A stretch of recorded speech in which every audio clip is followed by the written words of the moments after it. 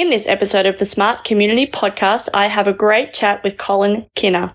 Colin is a startup ecosystem specialist, company director with over 20 years experience working with high-growth, technology-based companies, and a startup coach and trainer. So I knew he would be the right person to ask when we want to talk about the role of startups and small businesses in the future of work in our smart communities. Colin shares a bit about his background in startups in lots of different contexts and why it's important that Australia gets better at building an economy based on high-value, knowledge-intensive jobs rather than just on resources and agriculture. We discuss how smart companies contribute not only to smart communities, but also to economic prosperity, and examples from places like Singapore where investing in young people's knowledge to build smarter cities. Colin tells us about Startup On-Ramp and what he has observed during the program about innovation in regional Australia and the relative immaturity of Australia's startup ecosystem. We talk about the myths and mindset challenges that stop people pursuing startup opportunities, as well as the absolute importance of validation when starting any venture. We finish our chat discussing the emerging trend of social entrepreneurship and why we need more than buzzword bingo in our understanding of emerging trends. As always, we hope you enjoyed listening to this episode as much as we enjoyed making it. Welcome to the smart community, smart regions, smart towns, and smart cities. It's where we live, work, and play. With smart communities, the future starts today. Big data, smart mobility, emerging trends galore. The Smart Community Podcast is what you're looking for. Hello, Colin. How are you today? Good, Zoe. Good to talk to you. Yes, you too. It's been a long time since we've chatted. I know, that's because we're all busy. Oh, it's a bit insane. But anyway, let's jump straight into this. And can you tell us about your background and what you're passionate about? Sure. So my background is working with startups in lots of different contexts. So over the last 10 plus years, I've worked with startups as an investor, having run a couple of early stage venture capital funds, as a accelerator program manager. So I've run a number of accelerators that focus on high growth startups. And I've also done a lot of mentoring and teaching. So particularly in the last few years through Startup On-Ramp, which is all about teaching startup founders basic skills. What am I passionate about? Seeing people build awesome businesses that go on to be wildly successful. Awesome. And the reason I wanted to get you on the podcast is to kind of bring that different perspective of, the startup and entrepreneurial space, because as we know, as we move into this different kind of future, and well, it seems like maybe you can talk about this a little bit. It seems more and more people are going down that entrepreneurial path. Can you tell us what kind of sparked your interest in this startup space? Sure. I first got involved in startups through the university sector. So working with researchers who had pointy technologies, so technologies that have been the basis of years of research, and where they thought that this might be an interesting opportunity to build a company rather than just continue doing research. And actually in Australia, we have a pretty good track record in building technologies that can go on to be pretty valuable. So classic example is the CSIRO wireless technology, which has gone on to be the basis for more or less every wireless device that we use, whether it's a laptop or a phone or whatever.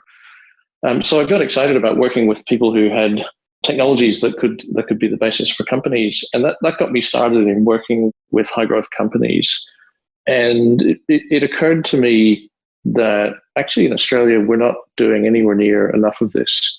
We can all think of a few examples, but that's what psychologists would refer to as an availability bias, right? Where you say, I can think of 3 examples of successful Australian technology companies, therefore we must do a lot of this. I actually did some work a few years ago with Startup Oz, which is the national advocacy body for startups in Australia.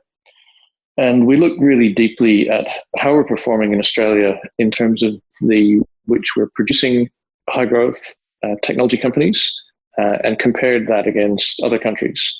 And we also looked at, venture capital investment and angel investment and a whole bunch of other metrics. And the reality was that a few years back, Australia looked like a developing economy. It looked like a whole lot of countries that are really only just starting to get their economies into shape, in as much as we weren't doing much in the tech space. The numbers were really pretty appalling. That's improved a lot over the last few years, but I guess that kind of got me started thinking about how do we get better at building an economy in this country that is based on high-value, knowledge-intensive jobs rather than just resources and agriculture.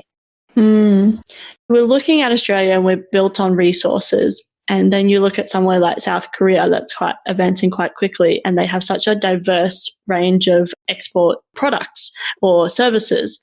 So how important do you think that is? Oh, massively.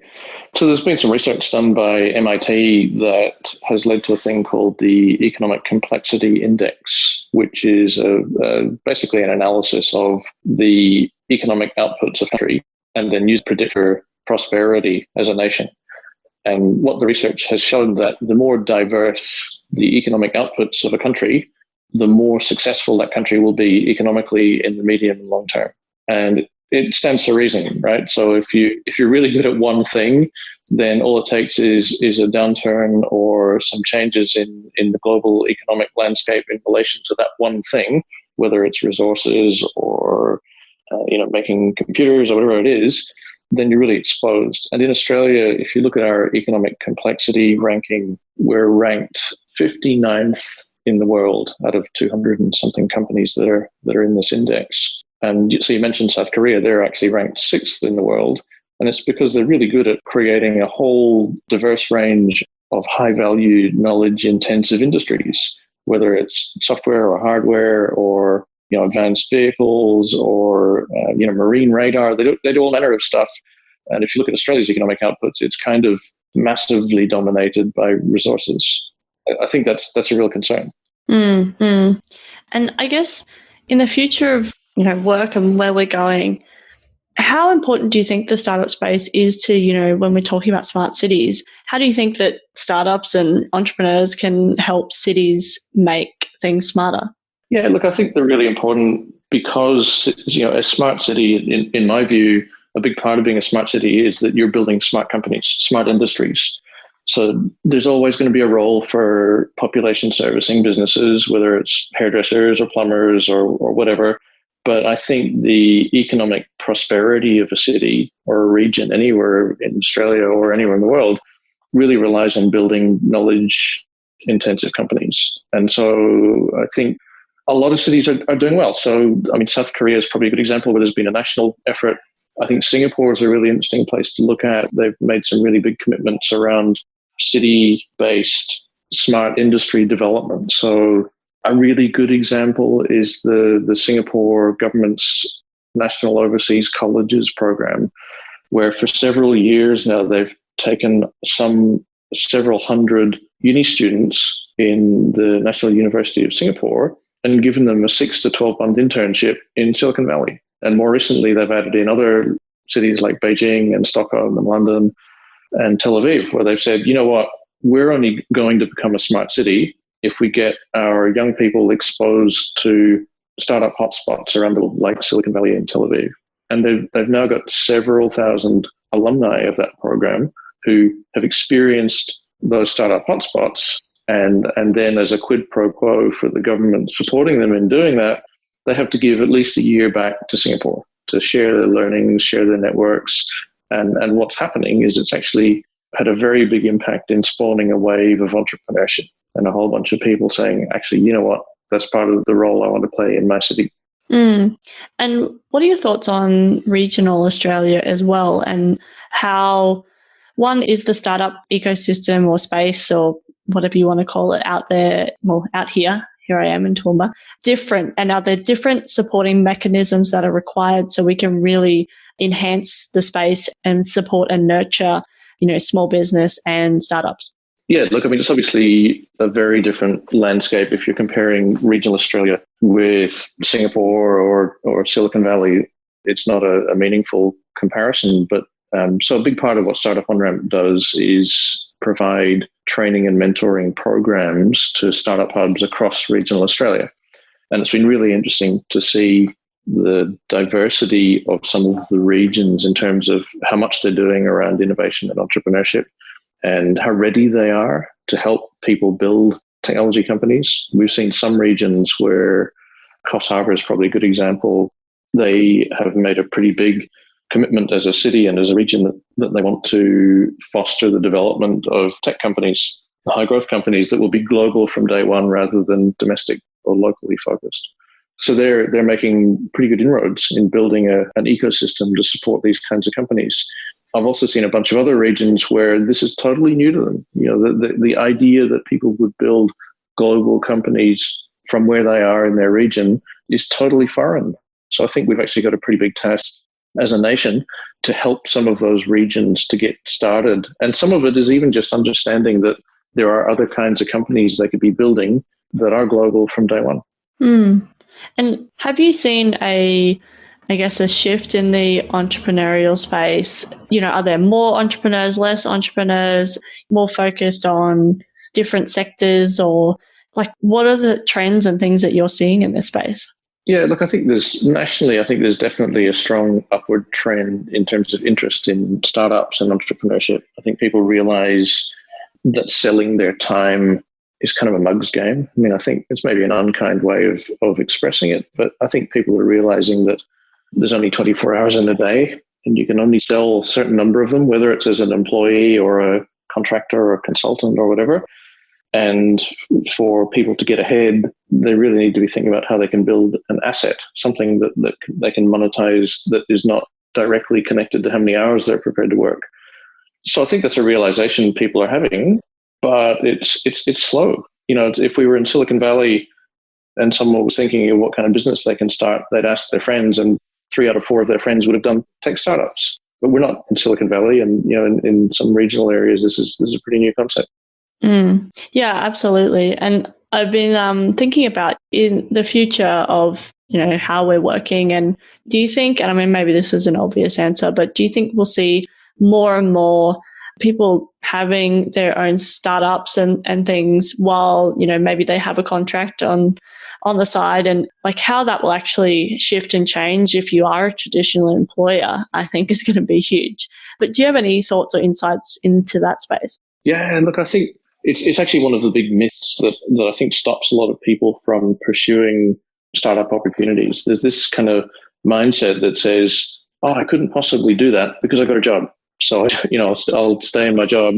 And the idea of quitting that to go and become an entrepreneur is pretty scary, understandably, for a lot of people that they don't want to, give up that source of income. But I think the reality is that for almost all startups, you can do a whole lot while you are still employed and do it as a side hustle or something that you work on in your spare time. Again, there's a lot of things that people get caught up on. One of them being people spend way too much time and money building a product, particularly if it's like a software product or some kind of online offering. I recently chatted to someone who had spent upwards of $200,000 of their own money building a software tool based on their own belief that this would be a really good idea, but without really validating that idea at all with customers. And so I think, there's a bunch of myths that firstly stop people from doing it because they think, oh, I couldn't because it's, I've got to stay in my job. And then secondly, that cause them to fail because they do things that, like spending $200,000 that are actually not going to be helpful to them. Yeah, no, absolutely. And I think that's a key thing in the startup space, actually not just keeping it behind closed doors and, you and your best mate know about it and think it's the most awesome thing ever, but actually going, who's going to open up their wallet and pay me for this thing? That's it. If nobody pays you for it, it's not a business. Yeah. If the answer is no one, or I don't know, then you need to find out. And also, it might be the best thing in the world, but if you can't, no one's going to pay you for it, or, you have some kind of income coming in, then it's not useful, right? Yeah, that's it. Yeah. I see a lot of people that have totally misunderstood the process. And I think, again, it's an immaturity thing where in the ecosystem in most parts of Australia, where it's pretty immature and around a lot of people that folks can go and ask for advice. So I think generally they've misunderstood how to go about building these kinds of companies. And, I sort of feel some sense of responsibility in a funny way that, if people are going to put their entire life savings into something, and there's a pretty high likelihood that it's going to be money totally wasted and they won't have a second shot at it, I sort of feel like someone has to help them and intervene and say, well, actually, There are other ways you can test that idea, like going and talking to customers before you go and spend every last dollar you've got. And there are so many tools available now that you can trial and test your product as well, like without having to build the entire, back end. Yeah, for sure. I mean, we're big advocates of using some of the really simple tools like the Lean Canvas and the validation board, which are, kind of like a very mini business plan, if you like, business plan on one page, if we're talking about the Lean Canvas. And it's a really good starting point, before people go on. And I've even encountered people that have written like a 100-page business plan for their new startup idea, which is not a good use of time either. So I think, there are some really simple tools out there that once people get using them, they help them get from an idea to something that they can have some confidence is actually validated. Yeah, absolutely. We talked a little bit about startups helping cities be smarter and that type of thing. So maybe this question might be useful to head into, which is how do you think we can better integrate, across different disciplines, startups, single solo entrepreneurs, small business, governments, and industry? Yeah, look, I think the idea of integrating all of those things is valid and really sensible, but I think there is actually a danger of doing it too early. So what I mean by that is you often see co-working spaces and startup hubs and other initiatives which are intended to bring together entrepreneurs and corporates and government and local businesses and whatever. And I think for the most part, that doesn't work. I'd love to think that it did and that it was a great way of cross-pollinating and getting ideas shared.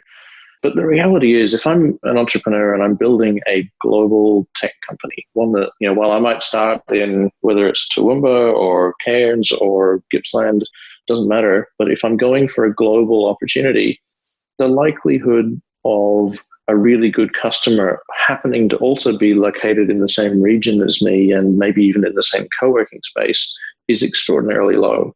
If I'm a travel startup and I want to onboard, large organizations that have travel budgets north of $5 million a year, am I going to find them in my regional startup hub? Probably not. So, I'm a big advocate of collaboration and of different types of businesses working together. But I actually think that's one area that a lot of efforts have been a little bit misguided in this kind of maybe slightly naive thought that if you bring different types of businesses together, they'll automatically collaborate. Yeah, though it's interesting and something I've been thinking about, particularly in regional Australia, that you must have a hub or you must have a space that if you don't have a co-working space or whatever, that you'll never be able to collaborate or whatever. So I do think it's interesting. And I also think sometimes it can be a distraction as well. And like you said, if you're building a global business, and it'd be great if that person was right next to you, but chances of that happening are low. And actually they might not be your best customer, but you might work with them because they're right there. Exactly. I mean, even from a service provider point of view, I think I've seen a bunch of startups that are, whether in a co-working space or some other program, and there's a law firm, that shares the same space, and they go, oh, great, there's a law firm here. I'll use them because, they're right next to me. If you're doing startup, the needs that you have in terms of legal advice and structuring are so different to most other kinds of businesses that probably the law firm that happens to be there is not the right law firm for you. And that probably applies to accounting and probably also applies to, graphic design and digital marketing. So the needs of startups are just that bit different. That is interesting as well, because I think also like those connections online and, going to those networking events that might not be in your region, might be able to connect through Zoom or whatever, or you might go to another region for a certain period of time or whatever, really seeking out those specialty people that you need. Because, I do think people fall into a trap of only looking at who they're looking at, which can be. Yeah. And I think people also don't know what they don't know. So, if I'm a first-time startup founder and I don't know about, let's pick a topic, vesting of founder shares as an example. So that's a pretty commonly used approach by startups that allows for changes in the founding team early on, because that happens a lot, tends to not be relevant to most other kinds of businesses. But if I've never encountered it before, I won't know to ask the question. So, I think this is one of the important roles of education in startup ecosystems, is to give people visibility that there's even a topic that they should explore. So that's, in a way, that's what we're trying to achieve with Startup On-Ramp, to be able to say, well, here are a bunch of topics that we don't have any intention of making you an expert on, but we're at least going to give you enough visibility that when it comes to it, you'll be able to say, I remember there was something that I needed to work out before we get our shareholders agreement done. Yeah, and I think in this space, there's a lot of, I guess, people have a really great idea. I mean, I'm guilty of it myself, but that business background, isn't there. It doesn't need to be there necessarily, but you need to know what questions you need to ask. I'm keen to hear your thoughts, but some of these startups will fail not because their idea isn't awesome and it could have been amazing, but just because of the lack of business acumen or kind of not getting the right advice or pulling the right people in. Sure, no, definitely. And I think, by a long way, the biggest reason that startups fail is that they build a product that nobody wants, or not enough people want for it to be, a viable business. So I think definitely we want to make sure that they do legal structuring well and that they get good advice on a whole bunch of other things. But, I sort of feel like if we use the Pareto principle and say, where do we get the 80-20 impact? It's probably on the basic question of how to test whether your idea is any good before you spend all your money. Yeah, no, absolutely. And I feel like this is an emerging trend. We're moving to more like social entrepreneurs and having profit purpose businesses and that type of thing. Are you seeing that in the space you're working in? Yeah, definitely. It's definitely a trend, and there's a lot of people that seem to have an interest, which I think is, for the most part, it's fantastic, because I think people are recognizing that they actually have to contribute to the community that they live in, whether it's through building a social enterprise or just being involved in doing something positive. So I think, you can't criticize that. I think if there is a downside, it's probably that most people who start social enterprises or profit for purpose type businesses where they have a social or an impact agenda that's kind of driving them, most of those people don't have the resources to actually make it happen. And so I think, I find that a bit frustrating when you see people trying to build businesses that will have a positive impact on society in whatever way, but really they're not much more than a small charity. If you look at the Gates Foundation as a framework for this, they use a group called 3IE to assess a lot of the funding applications that they receive. And 3IE uses this methodology that basically says, can you demonstrate that this project or this business or whatever it is that we might consider supporting can positively impact millions of people in a repeatable and scalable way? So they're kind of the same concepts that you would expect an investor to be looking at when they're considering investing in a startup.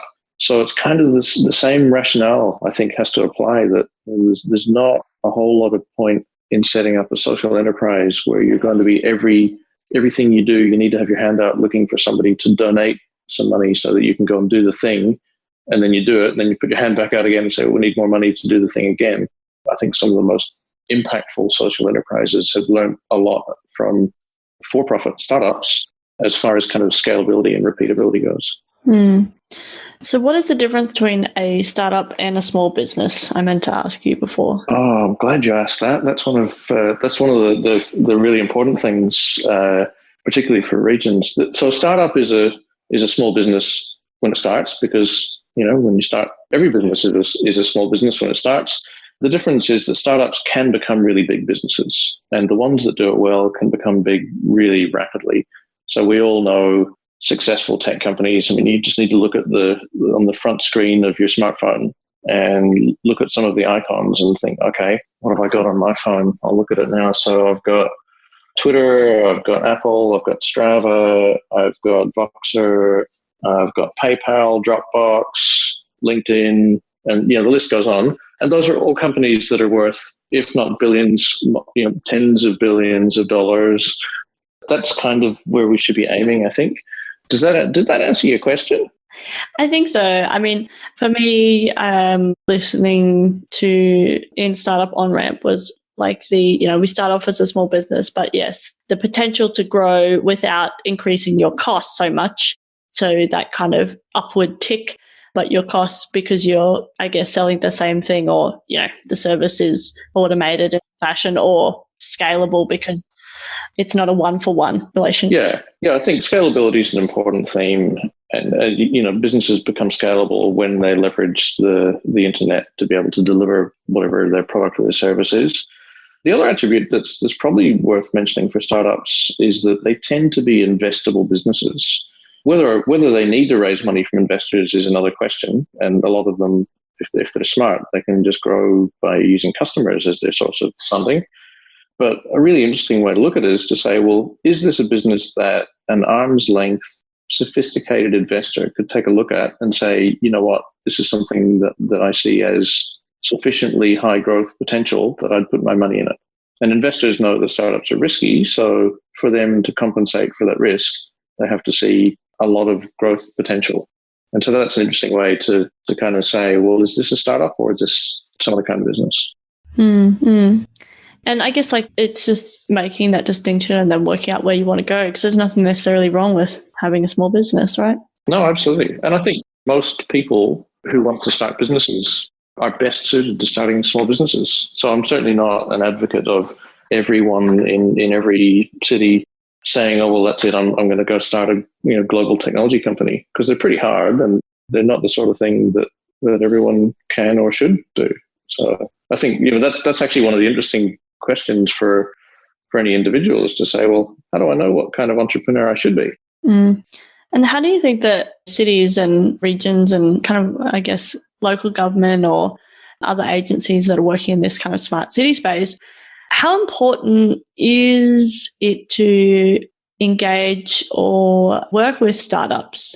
I know you said before, sometimes it could be too early and that type of thing. So is there any thoughts in that area? In terms of how cities can engage with startups? Yeah, support the startup space and that type of thing. Yeah. Look, I view it as straight down the line economic development. So, most cities anywhere would agree that a part of their role is to foster business growth and do economic development. So, classic economic development is to say, well, what are the market failures in areas that we think are important for our city or our region? And if they're market failures that are not going to go away, then there's an argument that the government should step in to address them and either take the market failure away or put in something that helps people to bridge it.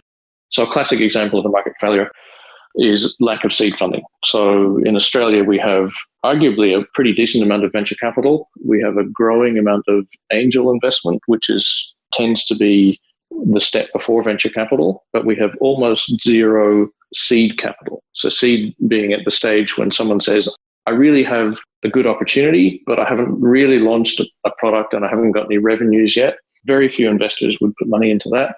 And so I think that's a classic area where you'd say there's an argument for cities to intervene and help entrepreneurs to bridge that gap. What do you think the emerging trends are that people aren't talking about enough in this space? I guess you would be talking about them all the time.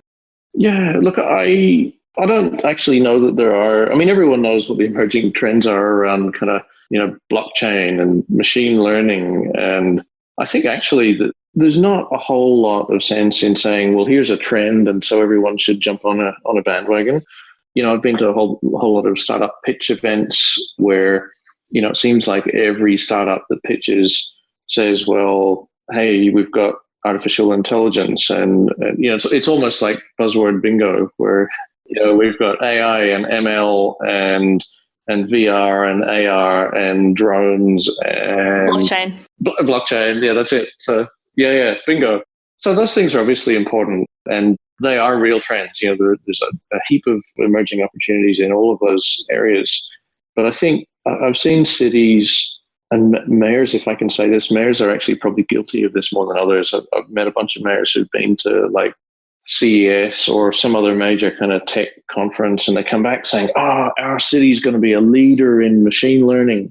And it's great that they've got the enthusiasm, but it's a little bit misguided in as much as every city in the world wants to be a leader in machine learning. Right? So why is your city going to be a leader? And they can't answer it. So, I think in terms of technology trends, I think it's important to have an eye to, what's coming up and what are the big waves that we need to be getting onto.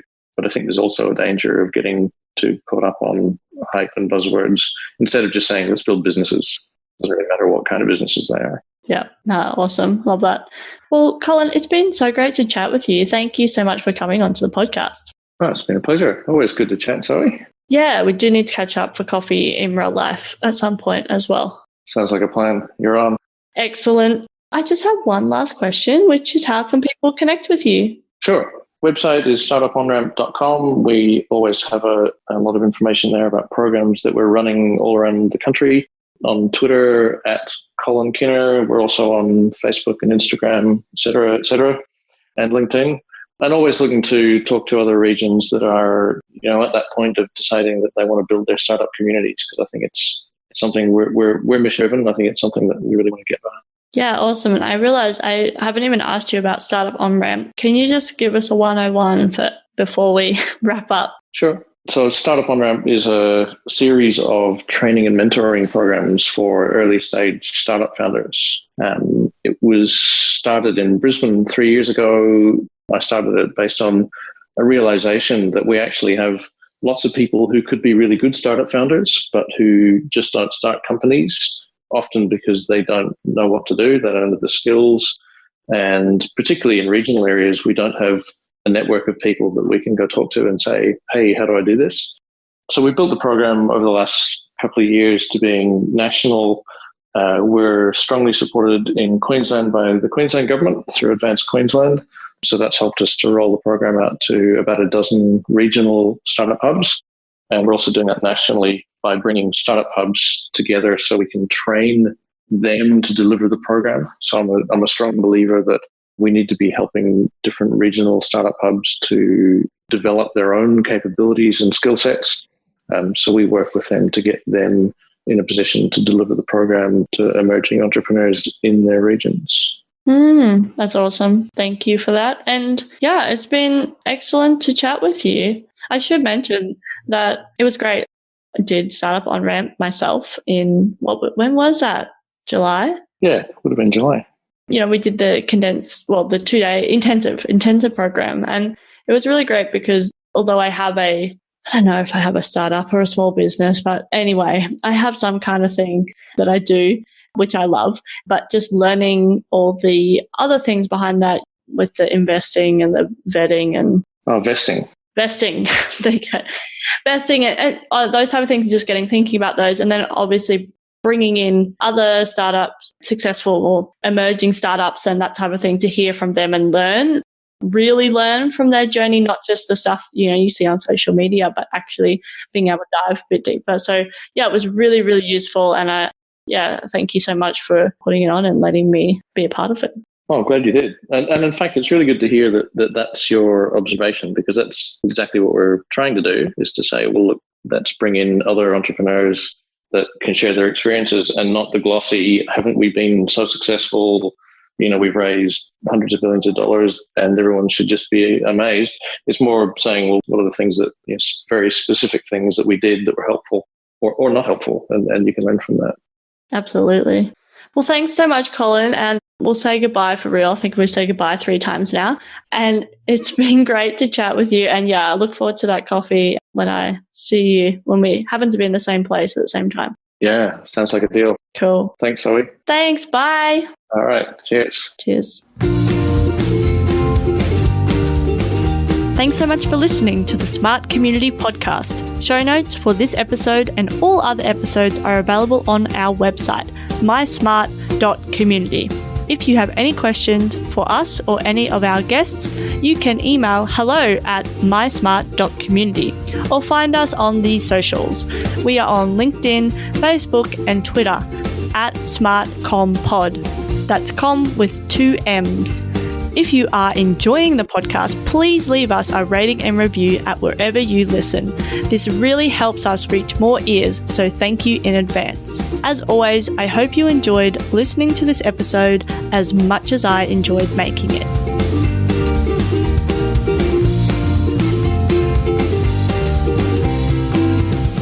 The Smart Community Podcast is what you're looking for.